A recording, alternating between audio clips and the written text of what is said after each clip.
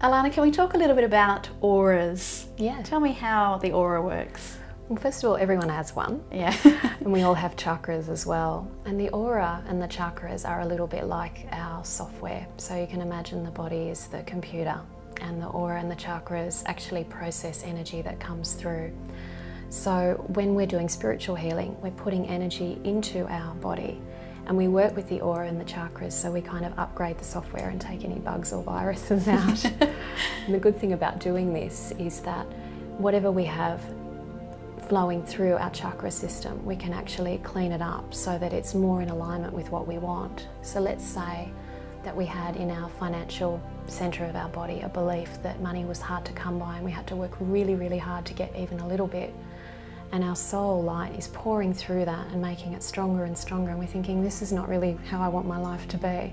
So with spiritual healing, we can clean that a little bit, work on new beliefs, which might be more that money comes through doing what I love and I have an abundance of what I need, and then the soul light can come through and get that program running instead. When you help to heal that certain chakra, then your whole body will relax, yeah? Yeah, it does have an effect on your whole being, and the chakras are a spiritual or an energetic ecosystem, so when you work on one, the energy can flow everywhere. So a little bit like a holistic medical practitioner who is working with your whole body.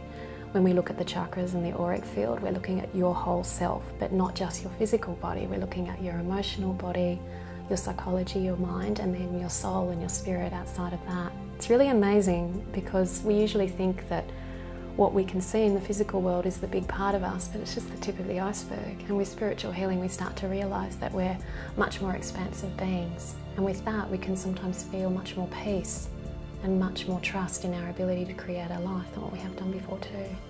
And there are different methods and techniques such as meditation and chanting that can help with your aura and your chakras, is that right? Yes, that's true. The aura and the chakras are a little bit like an energetic plant, so they love to be nourished and fed and fertilised, and you can do that with energy, and energy might be in the form of chanting, which I love to use in my practice with people.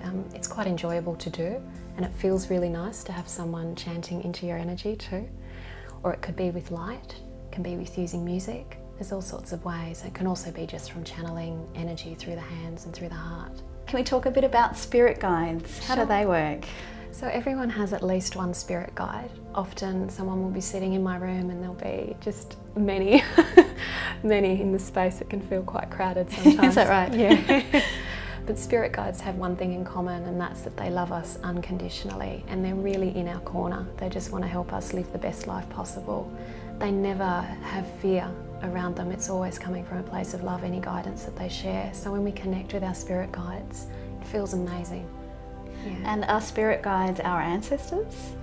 In some traditions they're considered to be, in others they can be considered to be angels, and sometimes they're beings that have lived with us in other lifetimes but are now in the spirit world and guiding us from the inner planes.